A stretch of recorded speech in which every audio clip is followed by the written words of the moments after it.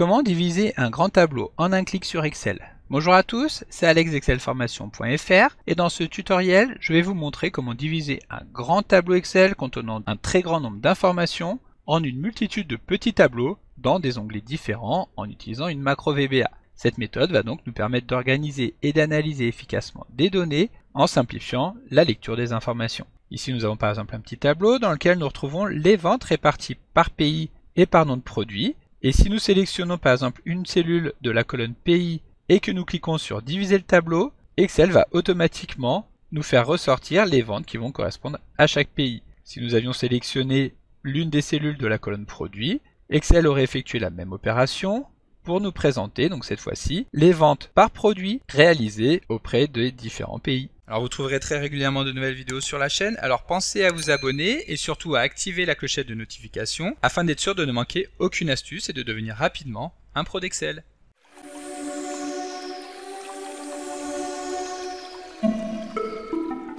Comme d'habitude, si vous voulez être sûr de bien comprendre tout ce que nous allons voir dans le cadre de cette vidéo, vous pouvez télécharger le support de ce tutoriel ainsi que son corrigé en suivant le lien disponible dans la description de la vidéo, ce qui vous permettra de réaliser les opérations en même temps que moi pour bien comprendre tout ce que nous allons voir dans cette vidéo. Alors comme je vous l'expliquais dans l'introduction de cette vidéo, nous allons voir comment diviser un grand tableau Excel en une multitude de petits tableaux, chacun sur sa feuille de calcul. En effet, lorsque nous avons un grand tableau qui contient donc un grand nombre d'informations, il peut être difficile de trouver et d'analyser rapidement les informations dont nous allons avoir besoin. Diviser ce tableau en plusieurs onglets distincts va donc présenter un certain nombre d'avantages. Nous pourrons ainsi mieux organiser les données, faciliter la navigation et l'analyse à l'intérieur de ces données, améliorer l'efficacité et la capacité à obtenir des informations rapidement, etc.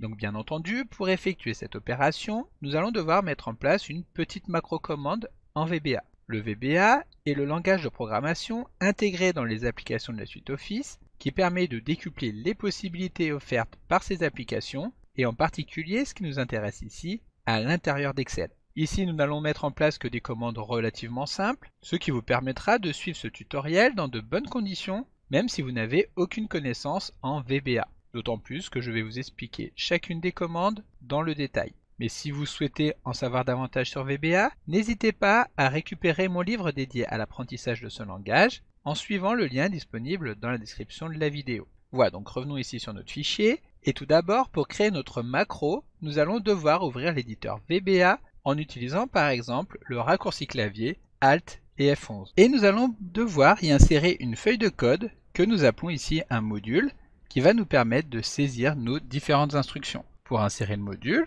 nous nous rendons dans le menu Insertion afin de cliquer sur Module. Cela étant fait, pour y insérer notre macro, nous allons tout d'abord devoir utiliser le mot-clé Sub, suivi du nom que nous voulons donner à la macro. Ici, nous allons l'appeler Diviser Tableau. Et lorsque nous allons valider sa création en appuyant sur la touche Entrée, nous allons pouvoir constater qu'Excel va ajouter la ligne NSUB juste en dessous de ce que nous venons de saisir. De cette manière, tout ce que nous allons écrire donc entre ces deux lignes, entre le sub et le NSUB, sera exécuté automatiquement à chaque fois que nous allons appeler notre macro diviser tableau. Et donc dans cette macro, nous allons commencer par déclarer une variable que nous allons appeler petit p donc pour plage de cellules et tableau étant donné que c'est la plage qui va correspondre au tableau que nous allons vouloir diviser. Et ensuite, nous allons donner un type à cette variable, c'est-à-dire que nous allons spécifier le type d'information que nous allons vouloir manipuler avec cette variable.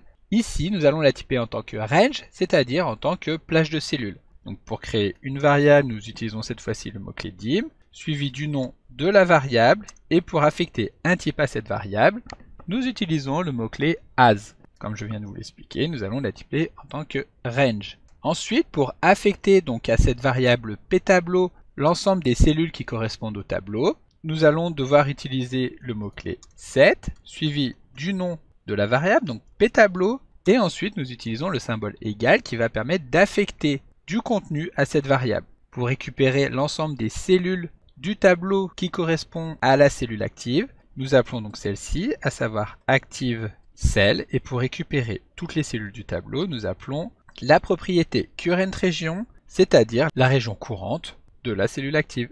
Donc ensuite, nous allons pouvoir déclarer encore une fois une nouvelle variable que nous allons appeler cette fois-ci liste valeur et que nous allons utiliser pour stocker les valeurs uniques que nous retrouvons dans la colonne du tableau dans lequel se trouve la sélection. Comme tout à l'heure, nous utilisons le mot-clé dim, en sachant que ici nous allons déclarer de nouvelles variables à chaque fois que nous allons en avoir besoin, mais nous pourrions également les saisir à la suite sur la première ligne. Donc dim list valeur. Ici nous allons typer cette variable en tant que string, c'est-à-dire que celle-ci va être capable de gérer des chaînes de caractères. Et ensuite nous allons également avoir besoin d'une deuxième variable pour la suite de ce code, que nous allons appeler C et que nous allons typer en tant que range, c'est-à-dire que celle-ci va être capable de manipuler des cellules tout comme le p-tableau que nous avions défini un petit peu plus tôt. Et cette variable C va nous permettre de passer en revue toutes les cellules de la colonne active du tableau. Pour cela, nous allons utiliser une instruction for each qui permet en effet d'itérer sur chaque élément d'une collection ou d'un ensemble de données. Dans notre cas, nous allons donc utiliser cette boucle for each pour itérer sur chaque cellule de la colonne active. En effet, comme nous l'avons vu dans le tutoriel qui est dédié à cette instruction for each, celle-ci se décompose en trois parties. Tout d'abord, nous avons donc le mot-clé for each que nous venons de saisir ici, puis nous allons venir saisir le nom d'une variable qui va permettre de stocker chaque élément de la collection. Ici, il s'agit de la variable C que nous venons de déclarer juste au-dessus. Et enfin, nous allons pouvoir utiliser le mot-clé in pour définir le nom de la collection sur laquelle nous allons vouloir itérer. Ici, il s'agira donc, comme je viens de vous l'expliquer, de l'ensemble des cellules de la colonne active du tableau. Comme vous le savez, donc notre tableau se retrouve dans la variable p-tableau. Ici, si nous effectuons donc un for each c in p-tableau, nous allons boucler sur toutes les cellules du tableau. Sauf qu'ici, comme nous venons de le voir, nous allons vouloir limiter l'analyse uniquement aux cellules de la colonne active. Donc pour cela, nous allons réduire la sélection en utilisant l'instruction intersect qui permet donc de récupérer les cellules communes à deux ou plusieurs plages de cellules. Donc intersect de p-tableau et de la colonne active, c'est-à-dire active cell.entire column. Ensuite, donc, nous pouvons fermer la parenthèse et donc nous allons passer à la ligne afin de saisir le next qui va marquer la fin de notre boucle. De cette manière, lorsqu'Excel aura effectué toutes les instructions qui se trouvent entre ces deux lignes, lorsqu'il va arriver sur la ligne next, il va pouvoir remonter au niveau de la ligne for each et va donc affecter la cellule suivante à notre variable C. À l'intérieur de cette boucle, nous allons maintenant commencer par utiliser une instruction if pour vérifier si la valeur de la cellule, retournée donc par la variable C, n'est pas déjà présent à l'intérieur de la variable listValeur. En effet, à l'instar de la fonction excelSi, l'instruction VBAIF permet d'exécuter un bloc de code conditionnel en fonction d'une condition spécifiée. Cela nous permet donc de prendre des décisions et de contrôler l'exécution du code en fonction de différentes situations que nous pouvons définir. Ensuite, pour vérifier si la valeur est déjà stockée dans la variable listValeur, nous allons pouvoir faire reposer notre analyse sur la fonction instr qui permet de rechercher la position d'une chaîne à l'intérieur d'une autre chaîne. Et si jamais la chaîne que nous recherchons ne se trouve pas dans la chaîne principale, alors la fonction instr nous renverra 0. Et donc c'est uniquement dans ce cas, lorsque le résultat de la fonction est égal à 0, que nous allons pouvoir stocker la valeur de C à l'intérieur de la variable listValeur. Voilà, donc if in str. Ici, nous allons commencer par spécifier la position à partir de laquelle nous allons pouvoir effectuer l'analyse. Nous effectuons l'analyse à partir du tout début de la chaîne listValeur. Ensuite, donc, string1 correspond au texte principal dans lequel nous allons vouloir effectuer la recherche. Il s'agit ici de la variable listValeur que nous avons déclarée un petit peu plus tôt et sur laquelle nous avons pour le moment effectué aucune opération. Lors du premier lancement de la boucle, cette variable sera donc égale à rien du tout et nous allons l'alimenter au fur et à mesure. Et donc ensuite, string2 correspond donc au caractère ou au texte que nous allons vouloir rechercher. Ici, il s'agira de la valeur de la cellule C.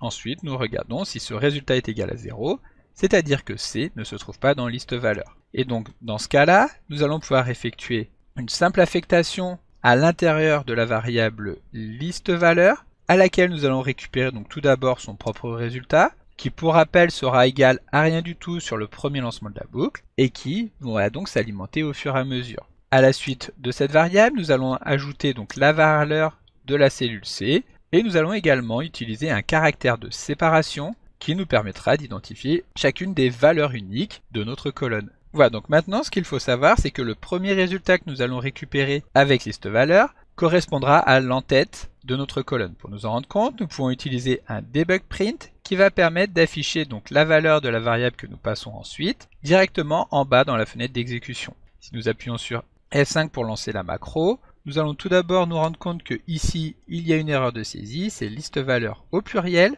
Et donc en appuyant à nouveau sur F5, effectivement la première valeur obtenue ici par notre variable liste valeur correspond à l'entête de la colonne, c'est-à-dire pays. Pour commencer l'analyse directement à partir de la deuxième ligne, nous allons tout simplement effectuer un décalage de la plage des cellules en utilisant l'instruction offset et en effectuant donc un décalage de une ligne vers le bas tout en restant sur la même colonne. Voilà, donc maintenant si nous relançons la macro, nous pouvons voir que l'analyse commence directement avec la première valeur, à savoir France, puis nous avons Belgique et Allemagne, et comme vous pouvez le constater, ici il n'y a aucun doublon. Voilà, donc nous allons nous placer en dessous, nous pouvons supprimer le debug print qui permettait uniquement de constater que l'entête était intégrée dans le résultat, et nous allons déclarer une nouvelle variable que nous allons appeler position champ. Donc dim position champ. Nous allons typer cette variable en tant que integer, c'est-à-dire que celle-ci va gérer des nombres entiers. Cette variable position champ va représenter la position du champ, c'est-à-dire de la colonne, que nous allons vouloir filtrer ultérieurement. Voilà, donc dim position champ as integer, et position champ sera égal, comme je viens de vous l'expliquer, au numéro de la colonne de la cellule active, donc active cell.column, auquel nous retirons la position de la première colonne du tableau, donc ptableau.column. Et ensuite, donc, nous ajoutons 1. Nous allons donc maintenant pouvoir mettre en place une deuxième boucle for each qui va cette fois-ci boucler sur toutes les valeurs stockées à l'intérieur de liste valeur. Et donc, pour décomposer la chaîne à l'aide des points-virgules, il va nous suffire d'utiliser la fonction split de VBA qui permet de diviser une chaîne en un tableau contenant des sous-chaînes basées sur un délimiteur spécifié, ici le point-virgule. Donc, avant de créer la boucle for each, nous allons devoir créer une nouvelle variable que nous allons appeler valeur et que ici nous pourrions typer en tant que string étant donné que celle-ci va recevoir uniquement des textes, mais vu que nous allons l'utiliser en tant qu'outil à l'intérieur de notre boucle, nous allons devoir la typer en tant que variant. Ensuite, donc, nous mettons en place notre boucle en utilisant cette variable valeur à l'intérieur donc de toutes les valeurs que nous avons stockées dans liste valeur. Pour cela, nous utilisons, comme je viens de vous l'expliquer, la fonction split sur la variable liste valeur en utilisant comme séparateur tout simplement le point-virgule. De cette manière, dans notre nouvelle boucle for each, nous aurons la variable valeur qui va reprendre à tour de rôle les valeurs de France, Belgique et Allemagne. Ici, nous allons commencer par effectuer un test afin de regarder si le résultat stocké dans valeur est bien différent de rien du tout. Et c'est seulement dans ce cas-là que nous allons pouvoir lancer l'analyse, qui va tout d'abord consister à créer une nouvelle feuille en utilisant la méthode add de l'objet sheets. Donc ici nous créons cette nouvelle feuille, dim feuille as worksheet, puis nous allons donc ajouter cette nouvelle feuille. Cette feuille est égale à sheets.add, et ici pour pouvoir la placer directement en dernière position du classeur, nous allons utiliser l'argument facultatif after. Celui-ci nous allons le positionner tout simplement à la fin, en définissant qu'il devra être ajouté juste après la feuille qui se trouve en dernière position, donc sheets de sheets.count. Cela étant fait, maintenant que la feuille a bien été insérée dans notre classeur, nous allons pouvoir la renommer. Donc feuille name est égale tout simplement à valeur, ce qui fait que nous aurons une série de feuilles de calcul qui reprendront les différentes valeurs de la colonne que nous avons utilisée. Ensuite, donc, nous allons appliquer un filtre sur la plage du tableau en utilisant la méthode autofilter, dans laquelle nous allons spécifier que le numéro du champ que nous retrouvons donc grâce à notre variable position champ doit avoir pour valeur la valeur donc de la feuille que nous sommes en train d'analyser. Donc nous nous plaçons juste en dessous et ptableau.autofilter. Ensuite, pour paramétrer le filtre, nous allons tout d'abord y appeler l'argument field. Cet argument field doit être égal à notre argument position champ que nous avons défini un petit peu plus tôt. Et ensuite, nous allons également utiliser l'argument criteria 1, lequel doit être égal à notre variable valeur. Ensuite, donc, nous allons nous placer en dessous et nous allons tout simplement pouvoir copier l'ensemble des cellules du tableau actuellement affichées à l'écran. Pour cela, nous allons utiliser la propriété Special Cells en utilisant comme argument que nous voulons copier uniquement les cellules visibles, c'est-à-dire XL Cell Type Visible. Lorsque nous avons sélectionné les cellules visibles, nous allons pouvoir les copier grâce à l'instruction copy. Ensuite, donc, nous allons nous placer sur notre nouvelle feuille à l'intérieur de la variable feuille et directement en première position, c'est-à-dire au niveau de la cellule A1. Cela étant fait, nous allons pouvoir effectuer un collage grâce à paste spécial qui nous permettra donc d'effectuer un collage spécial. Ici, nous allons vouloir effectuer un collage XL pastol, c'est-à-dire que nous allons copier tous les paramètres de la cellule, c'est-à-dire les données, les formules éventuelles, la mise en forme éventuelle, etc. Enfin, il va nous suffire à supprimer le filtre que nous avons mis en place grâce à la méthode autofilter sur laquelle nous spécifions cette fois-ci aucun argument, ce qui va permettre de pouvoir préparer l'analyse pour la valeur suivante. Donc ptableau.autofilter et nous passons directement à la ligne. Et voilà, donc maintenant que notre macro est terminée, nous allons pouvoir la tester. Pour cela, nous revenons sur la feuille de calcul. Nous sélectionnons, comme nous l'avons vu ici, une cellule de notre tableau. Ici, par exemple, une cellule de la colonne pays, ce qui va permettre donc de créer les 3 feuilles de calcul qui vont correspondre au pays. Ensuite, nous pouvons appuyer sur les touches Alt et F8 afin d'afficher la boîte de dialogue macro qui répertorie toutes les macros disponibles dans le classeur. Ici, il n'y en a qu'une, c'est notre macro diviser tableau. Nous la sélectionnons et nous appuyons sur exécuter pour qu'Excel donc effectue toutes les instructions que nous lui avons demandées. Il a donc créé 3 feuilles de calcul, France, Belgique et Allemagne, dans lesquelles nous retrouvons donc toutes les ventes réalisées par pays. Si nous avions sélectionné une cellule par exemple de la colonne produit, évidemment le résultat aurait été le même, à savoir que diviser tableau nous aurait présenté cette fois-ci les feuilles de calcul, non plus par pays mais par produit, dans lequel nous retrouvons donc toutes les ventes qui ont été réalisées pays par pays. Donc comme d'habitude, vous pouvez télécharger le support de secours en suivant le lien que vous trouverez dans la description de la vidéo. Si la vidéo vous a plu, n'oubliez pas de la liker et de la partager à vos collègues et amis sur l'ensemble de vos réseaux sociaux. Et vous pouvez également me laisser vos impressions dans l'espace des commentaires, je lirai chacun d'entre eux et y répondrai avec plaisir. Évidemment, si ce n'est pas encore fait, abonnez-vous à la chaîne pour ne manquer aucune astuce. C'est également très important pour m'aider à gagner en visibilité afin de pouvoir développer la chaîne et continuer de vous proposer des tas de nouvelles vidéos. Merci d'avoir suivi cette vidéo et à très bientôt pour un prochain tuto.